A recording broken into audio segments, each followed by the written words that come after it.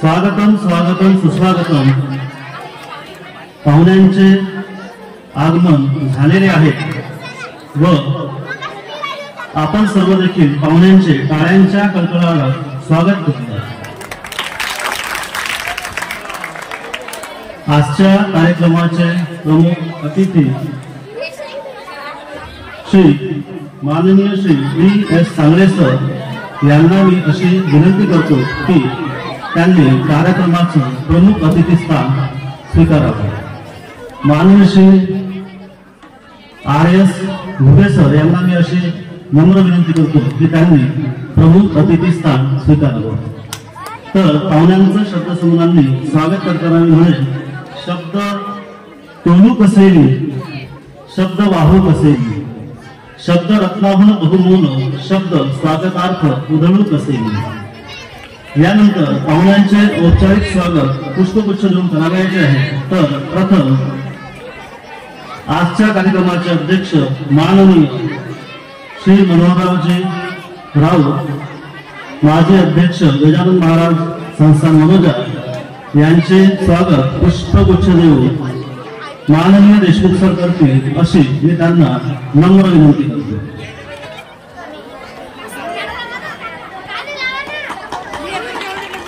कोणते गाणं लावायचे?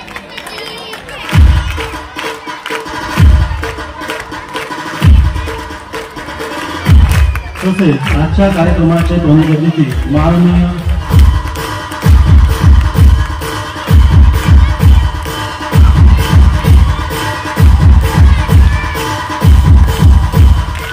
तर अशा या विविधतेने नटलेल्या कार्यक्रमाचे वास्तविक श्रीमान डेरे सर करतील अशी मी त्यांना नम्र विनंती करतो।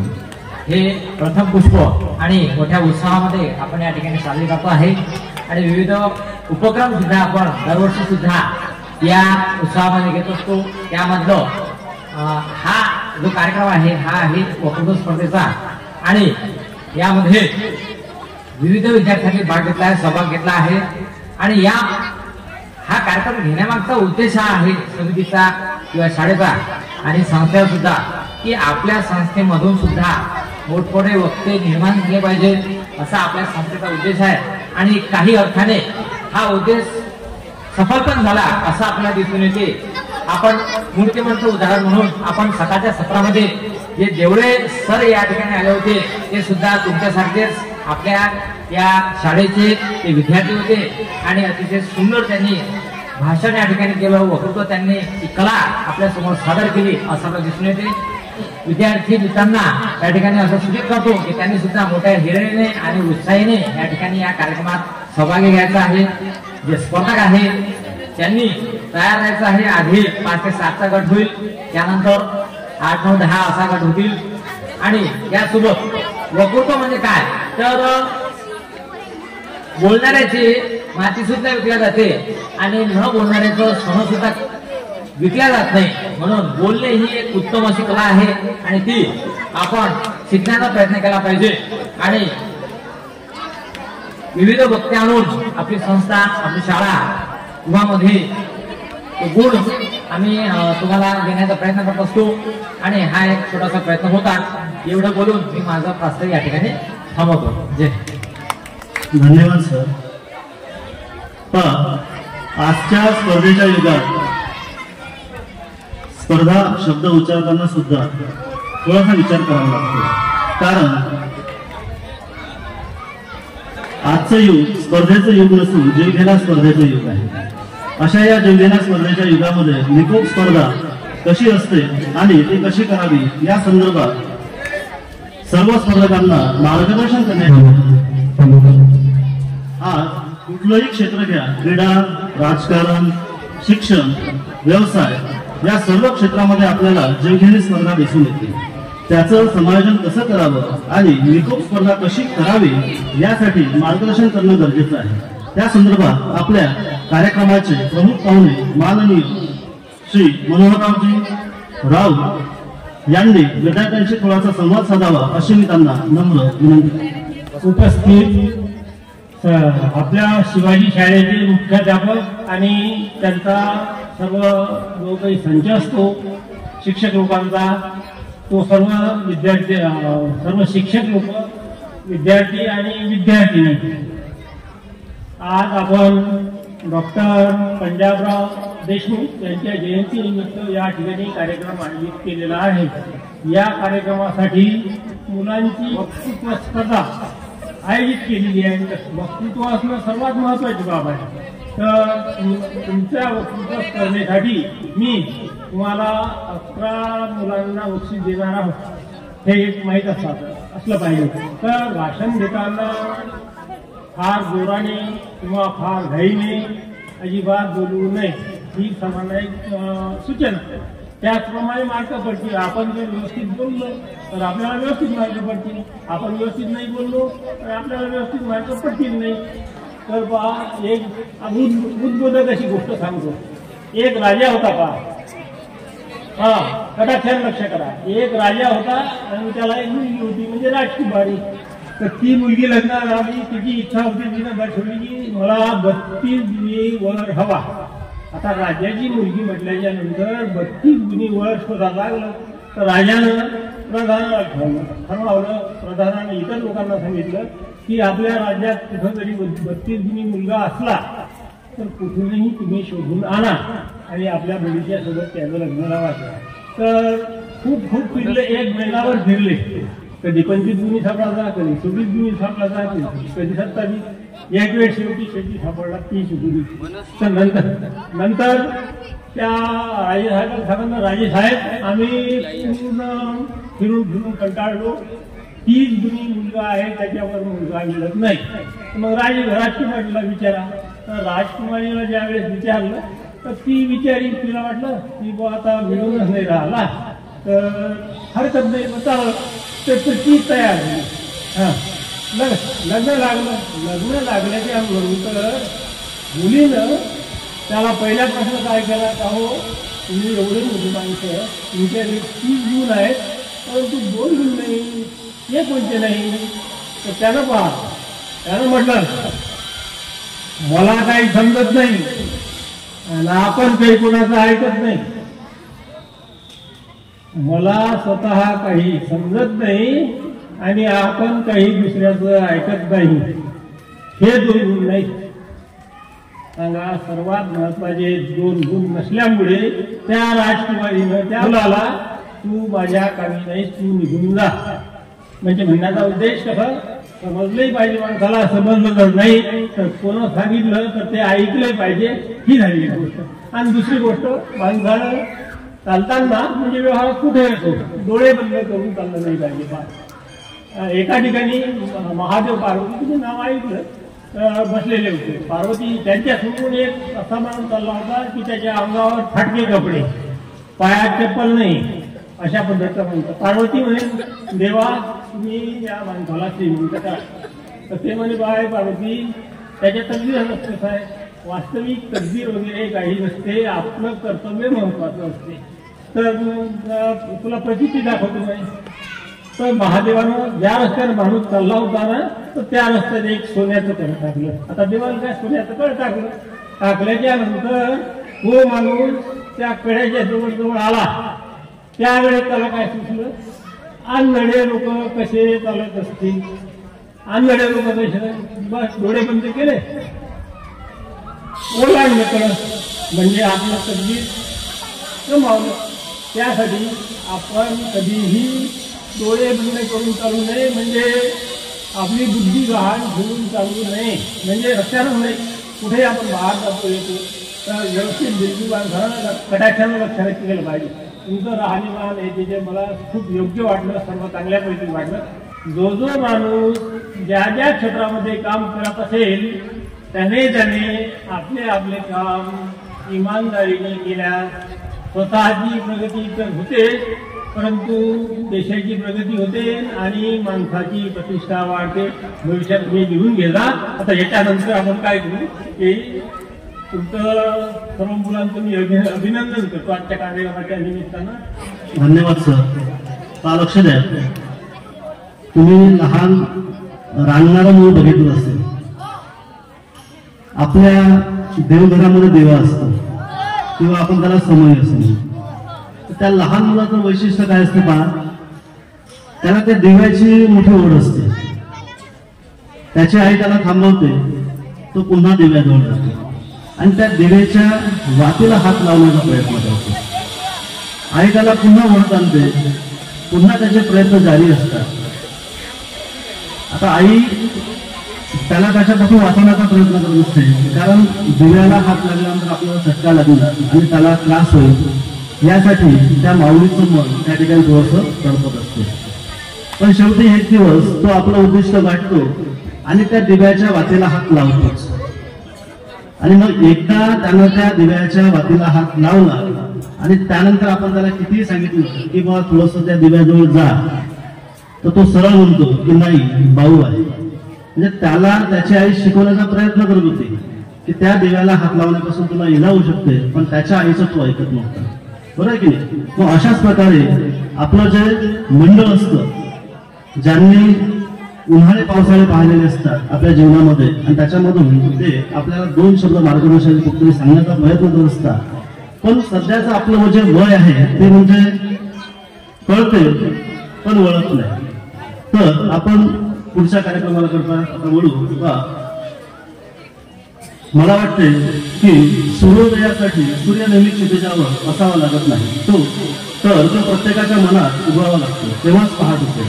अशी ज्ञानाची रम्य पहाट आपल्याला दाखवली ती भाऊसाहेबांनी विद्यार्थ्यांच्या सर्व क्षेत्रातील कलाकारांना प्रोत्साहन दिले व सर्वंकष विकासाच्या वाटेने प्रवास करण्यास शिकवले. असे समृद्ध संस्कृती, तेजपुंज व प्रकाशमान पुरुषांच्या 126व्या जयंती उत्सवाच्या निमित्ताने आपण सुद्धा त्यामध्ये एक पुष्प गुंफावं या दृष्टिकोनातून आपल्या शाळेमध्ये वक्तृत्व स्पर्धेचं आयोजन करण्यात आलेलं आहे. तर आता आपण वळूया आपल्या वक्तृत्व स्पर्धेकडे. आजच्या वक्तृत्व स्पर्धेचा विषय आहे डॉक्टर पंजाबराव उपाख्य बाळासाहेब देशमुख यांचे जीवन व कार्य. ही स्पर्धा वर्ग 5 ते 7 हा एक गट, त्यानंतर वर्ग 8 ते 12 हा दुसरा गट, अशा 2 गटांमध्ये आपण घेणार आहोत.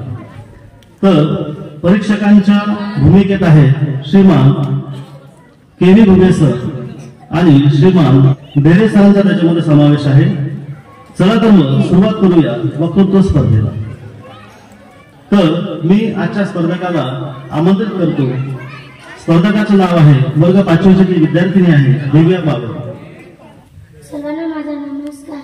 माझे नाव दिव्या आहे. आज मी तुम्हाला डॉक्टर पंजाबराव देशमुख यांच्याबद्दल 2 शब्द सांगणार आहे, ते तुम्ही शांतपणे ऐकावे अशी माझी विनंती. डॉक्टर पंजाबराव देशमुख यांचा जन्म 27 डिसेंबर 1898 रोजी अमरावती जिल्ह्यामध्ये पापड या गावी झाला.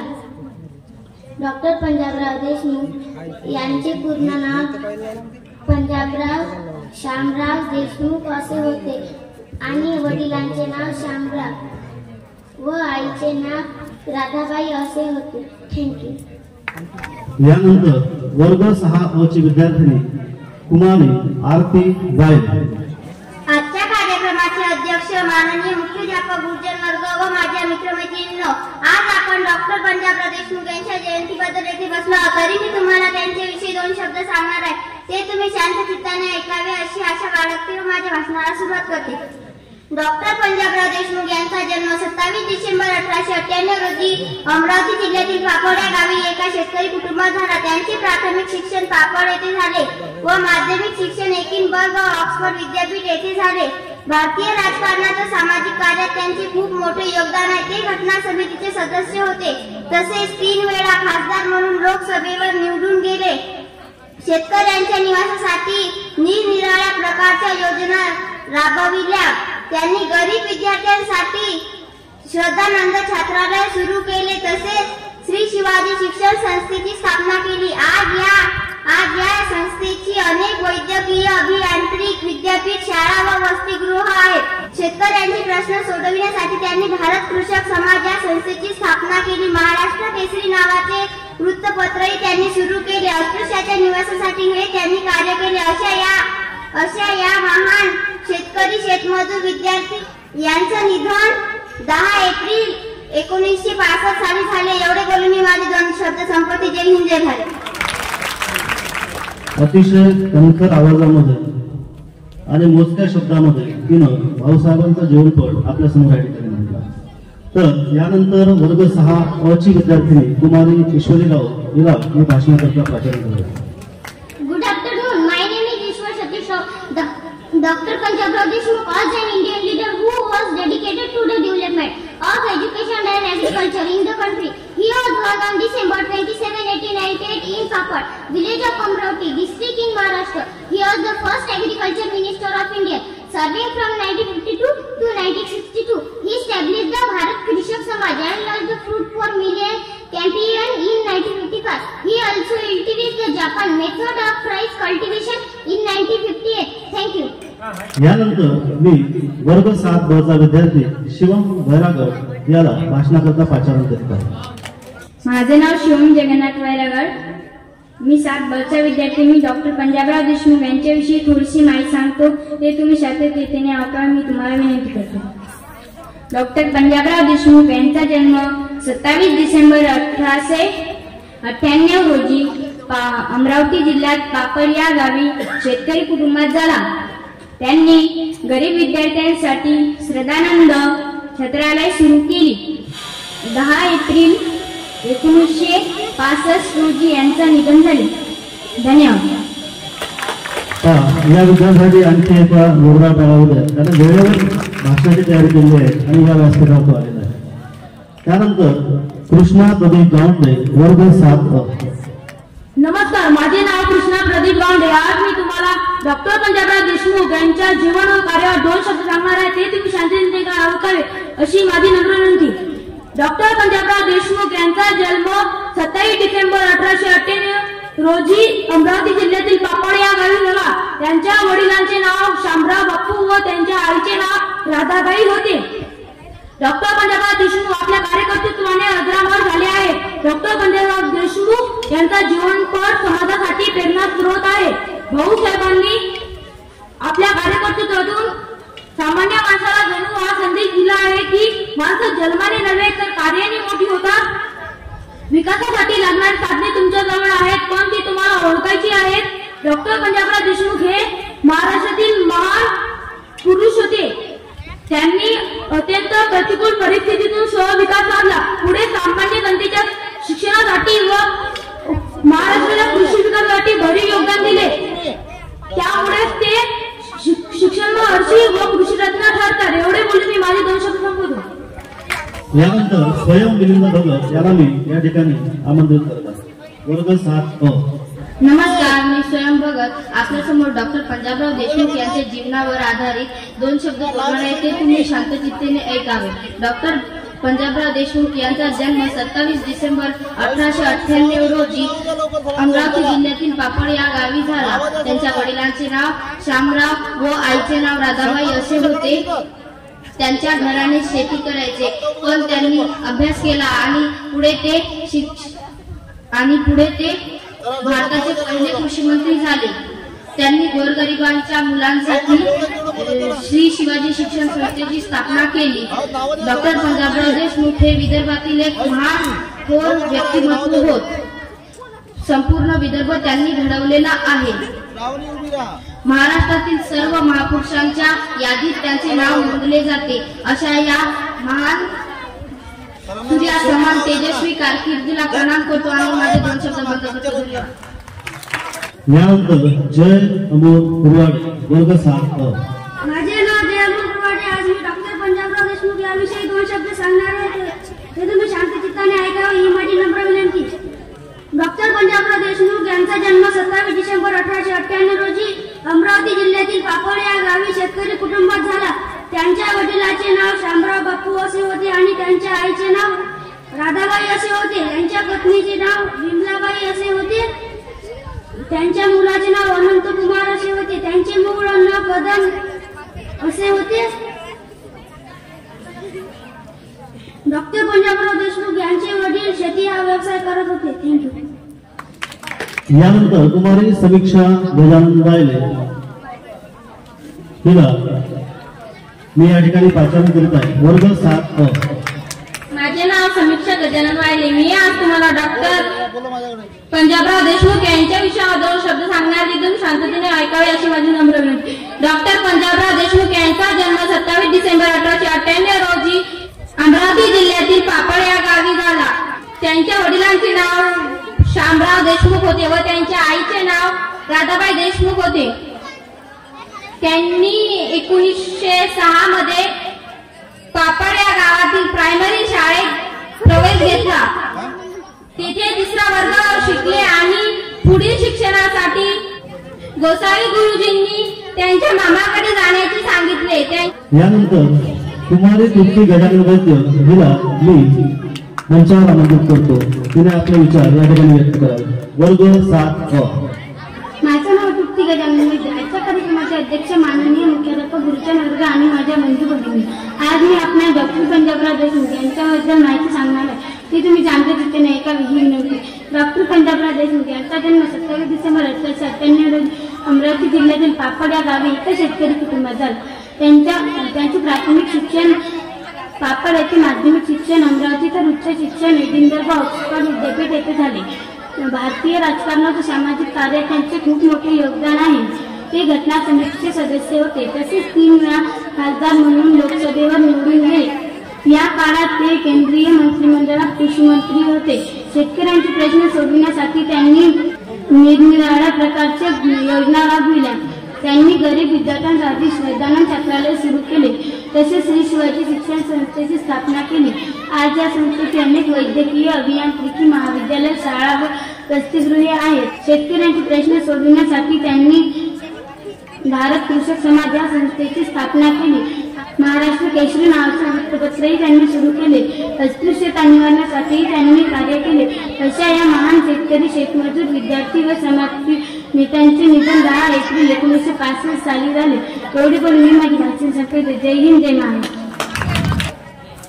सर्वप्रथम रयतेचे राजे छत्रपती शिवाजी महाराज शिवाजी शिक्षण संस्थेचे संस्थापक डॉक्टर पंजाबराव उपाख्य भाऊसाहेब देशमुख यांच्या चरणी नतमस्तक होऊन यांना मानाचा मुद्रा. माझे नाव स्वरूप सोनवणे. आज मी तुम्हाला डॉक्टर पंजाबराव देशमुख यांच्या जीवनावर थोडंसं बोलणार आहे. ते तुम्ही शांततेने ऐकावे हीच माझी विनंती आहे. डॉक्टर पंजाबराव देशमुख यांचा जन्म 27 डिसेंबर 1898 रोजी अमरावती जिल्ह्यातील पापड या गावी एका शेतकरी कुटुंबात झाला. त्यांच्या वडिलांचे नाव शामराव बापू आणि आईचे नाव राधाबाई असे होते. त्यांनी गरीब विद्यार्थ्यांसाठी श्रद्धानंद छात्रालय सुरू केले आणि श्री शिवाजी शिक्षण संस्थेची स्थापना करून आजच्या अनेक वसतिगृह आहेत. अशा या महान शेतकरी, शेतमजूर, विद्यार्थी व समाजप्रिय नेत्याचे निधन 10 एप्रिल 1965 साली झाले. एवढे बोलून मी माझे 2 शब्द संपवतो. जय हिंद, जय संविधान. यानंतर आचल इंगोले वर्ग 9 सर्वांना माझा नमस्कार. माझे नाव आचल इंगोले. मी तुम्हाला डॉक्टर पंजाबराव देशमुख यांच्याविषयी 2 शब्द सांगणार आहे. सर्वात आधी सर्व महामानवांना अभिवादन करते आणि माझ्या भाषणाला सुरुवात करते. डॉक्टर पंजाबराव देशमुख यांचा जन्म 27 डिसेंबर 1898 रोजी अमरावती जिल्ह्यातील पापड या गावी एका शेतकरी कुटुंबात झाला. त्यांचे प्राथमिक शिक्षण पापड येथे, माध्यमिक शिक्षण अमरावती येथे तर उच्च शिक्षण एडिनबर्ग विद्यापीठ येथे झाले. भारतीय राजकारणात व सामाजिक कार्यात त्यांचे खूप मोठे योगदान होते. ते घटना समितीचे सदस्य होते. तसेच 3 वेळा खासदार म्हणून लोकसभेवर निवडून गेले. या काळात ते केंद्रीय मंत्रिमंडळात कृषी मंत्री होते. त्यांनी शेतकऱ्यांसाठी निरनिराळ्या प्रकारच्या योजना राबवल्या. त्यांनी गरीब विद्यार्थ्यांसाठी श्रद्धानंद छात्रालय सुरू केले. तसेच श्री शिवाजी शिक्षण संस्थेची स्थापना केली. महाराष्ट्र केसरी नावाचे वृत्तपत्रही त्यांनी सुरू केले. अस्पृश्यता निवारणासाठीही त्यांनी कार्य केले. कोटी प्रणाम. एवढे बोलून मी माझे 2 शब्द संपवले. थँक्यू. यानंतर गौरी मोहन राऊत वर्ग 9 सर्वप्रथम रयतेचे राजे, देवी स्वराज्याचे संस्थापक छत्रपती शिवाजी महाराज तसेच श्री शिवाजी शिक्षण संस्थेचे संस्थापक डॉक्टर पंजाबराव उपाख्य भाऊसाहेब देशमुख यांच्या पुतळ्याला विनम्र अभिवादन करते. माझ्या भाषणाला सुरुवात करते. चिखलात आणि पायात काटा अशा वार्तालापील विद्यार्थ्यांच्या वाटेला असताना या वास्तवाचे भान असलेला भाऊसाहेबांचा जन्म 27 डिसेंबर 1898 रोजी अमरावती जिल्ह्यातील पापड या गावी झाला.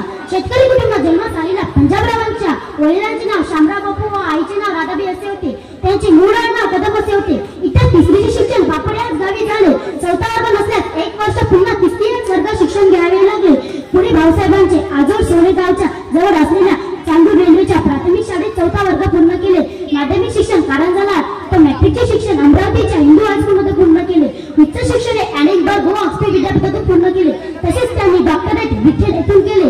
त्यांचा संशोधनाचे धर्मपाठ आणि त्यांची वाट असा विषय होता. त्यांनी अमरावती येथे परत येऊन कायदा शिक्षणाची तयारी सुरू केली. 1930 मध्ये ते प्रांतीय लोकसभेचे सदस्य निवड होऊन ते शिक्षण मंत्री, कृषी व सहकारी विभागाचे मंत्री बनले. 1952, 1957 ते 1962 रोजी त्यांची खासदार म्हणून नियुक्ती झाली. कृषी मंत्री असताना 1960 ला शेतकऱ्यांसाठी जागतिक कृषी प्रदर्शनं आयोजित केली. त्यांनी गरीब विद्यार्थ्यांसाठी श्रद्धानंद वसतिगृह सुरू केले आणि त्यांनी प्रसिद्ध श्री शिवाजी शिक्षण संस्थेची स्थापना केली. आज या संस्थेत वैद्यकीय महाविद्यालय, अभियांत्रिक महाविद्यालय व इतर महाविद्यालय आणि वसतिगृहाचा समावेश आहे. शेतकरी स्थिती सुधार करण्यासाठी त्यांनी कृषक समाज स्थापन केले आणि अधिवेक्त धोरण कायम ठेवण्यासाठी एक वृत्तपत्र म्हणजे महाराष्ट्र केसरी वृत्तपत्र सुरू केले. अशा महान व्यक्तीचे सण 10 एप्रिल 1965 रोजी दिल्ली येथे निधन झाले. शेवटी मी जाता जाता एवढेच बोली, विद्यार्थ्यांच्या निवासासाठी सुरू केले श्रद्धानंद छत्रालय, विद्यार्थ्यांच्या निवासासाठी सुरू केले श्रद्धानंद छत्रालय, तर शिक्षणासाठी श्री शिवाजी विद्यालय. बहुजनांच्या मूल्यासाठी असे कार्य केले जाणे अनेक, बहुजनांच्या मूल्यासाठी असे जाणे कार्य केले अनेक, तो म्हणजे विदर्भरत्न डॉक्टर पंजाबराव देशमुख. डॉक्टर पंजाबराव देशमुख. धन्यवाद. Good morning everyone. Respected chief guest, principal, teacher, staff and all my dear friends. My name is Srushti Sukhdev Gawande from 10th class. Today we are gathered here to celebrate 126th Jayanti of Dr. Bhausaheb Urf Panjabrao Deshmukh. He is the founder of Shri Shivaji Shikshan Sanstha. Also he is cabinet minister. He is very known as lawyer. Dr. Bhausaheb Panjabrao Deshmukh was born in 27 December 1898. He was born in farmer family at Papad in Amravati district. He had done his schooling at Papad and then Amravati. The higher education obtained at Edinburgh and Oxford University. He had done his doctorate in Britain. The subject of his research was the down of the religion and its growth. He was elected member of Provincial Law Board in 1930 and went to become a Minister of Education, Agriculture and Cooperative Department. He went elected member of Parliament in 1952, 1957 and 1962. Committee of the Development of India for the Constitution after Independence. He also started Shraddhananda hostels for poor students and also opening started Ambadevi Temple 1928 and advocate the condition farmer from Bharat Krishi Samaj to advocate this policy and he started newspaper namely Maharashtra Kesari and his great joy Sahil passed away in 10 April 1965. Thank you. यानंतर कुमारी श्रावणी माणिक फुसे वर्ग 8 मी आज तुम्हाला doctor Panjabrao Bhausaheb Deshmukh यांच्याविषयी 2 शब्द सांगणार आहे. ते तुम्ही शांत चित्ताने ऐकावे अशी माझी नम्र विनंती. डॉक्टर पंजाबराव देशमुख यांचा जन्म 27 डिसेंबर 1898 रोजी अमरावती जिल्ह्यात पापड या गावी झाला. त्यांच्या आईचे नाव राधाबाई तर वडिलांचे नाव शामराव बापू असे होते. यानंतर कुमारी वैष्णवी मदन गावंडे वर्ग 8 अशी विद्यार्थी मुलांनी या ठिकाणी आचरण करते. मराठीचे राजर्षी छत्रपती शिवाजी महाराज व शिक्षण मास्टर डॉक्टर उपमुख्य भाऊसाहेब पंजाबराव देशमुख यांच्या पावन स्मृतीस विनम्र अभिवादन करते आणि माझ्या या भाषणाला सुरुवात करते. डॉक्टर पंजाबराव देशमुख यांचा जन्म 27 डिसेंबर 1898 रोजी अमरावती जिल्ह्यातील पापड या गावी एका शेतकरी कुटुंबात झाला. त्यांच्या वडिलांचे नाव शामराव बापू व त्यांच्या आईचे नाव राधाबाई असे होते. त्यांच्या पत्नीचे नाव विमलाबाई असे होते. भारतीय राजकारणात व सामाजिक कार्यात त्यांचे खूप मोठे योगदान आहे. ते घटना समितीचे सदस्य होते. तसेच 3 वेळा खासदार म्हणून लोकसभेवर ते निवडून गेले. त्यांचे प्राथमिक शिक्षण पापड येथे, माध्यमिक शिक्षण अमरावतीच्या, उच्च शिक्षण एडिनबर्ग व ऑक्सफर्ड विद्यापीठ येथे झाले. कृषकांचा कैवारी असलेल्या या भाऊसाहेबांनी संघटित व्हा हा मंत्र दिला आणि महाराष्ट्र केसरी नावाचे वृत्तपत्रही त्यांनी सुरू केले. विदर्भाचा विकास व्हावा, शैक्षणिक क्षेत्राचा विकास करण्यासाठी त्यांनी सर्वात मोठ्या श्री शिवाजी शिक्षण संस्थेची स्थापना अमरावती येथे केली. अशा या महान विद्यार्थी, शेतमजूर, शेतकरी व समाजप्रिय नेत्याचे निधन 10 एप्रिल 1965 साली झाले. एवढे बोलून मी माझे 2 शब्द संपवते. यानंतर वर्ग 8 चा विद्यार्थी रोशन प्रेमनाथ इंगळे. माझे नाव रोशन प्रेमनाथ इंगळे. मी तुम्हाला डॉक्टर पंजाबराव देशमुख यांच्याविषयी 2 शब्द सांगणार आहे की तुम्ही शांत चित्ताने ऐकावे अशी माझी नम्र विनंती. डॉक्टर पंजाबराव देशमुख यांचा जन्म पापड येथे झाला. त्यांचे प्राथमिक शिक्षण पापड येथे झाले. त्यांच्या वडिलाचे नाव श्याम बापू व आईचे नाव राधाबाई असे होते. यांनी ज्ञानाची गंगा घरोघरी पोहोचवली असे श्री शिवाजी शिक्षण संस्थेचे संस्थापक अध्यक्ष डॉक्टर भाऊसाहेब पंजाबराव देशमुख यांच्या 126व्या जयंतीनिमित्त आपण सर्व येथे एकत्र जमलोय. आजच्या कार्यक्रमाचे अध्यक्ष माननीय श्री मनोहररावजी काका, तसेच घुगे सर आणि परीक्षक घुगे सर, बेरे सर आणि विद्यार्थी मित्रांनो, वक्तृत्व स्पर्धा म्हणजे काय तर खरोखर वक्तृत्व ही एक कला आहे, बोलण्याची एक कला आहे. आणि जसं आपण ठिकठिकाणी सर्वसामान्यपणे बोलतो त्यापेक्षा काही इथं वेगळं बोलायचं नाही, परंतु जो काही विषय असतो वक्तृत्व स्पर्धेचा त्या विषयाचं आपल्याला ज्ञान घ्यायचं असते, त्याबद्दल आपल्याला माहिती सांगायची असते आणि कमीत कमी वेळेमध्ये आपण जास्तीत जास्त जर माहिती सांगू शकलो तर त्याची दखल आपले परीक्षक या कार्यक्रमासाठी एक चांगली संधी मिळते.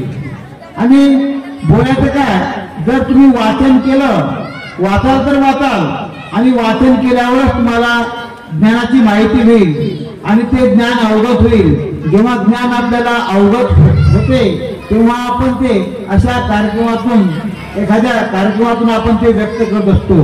बाकी असं दुसरं असं काहीच असं या स्पर्धेमध्ये नसते.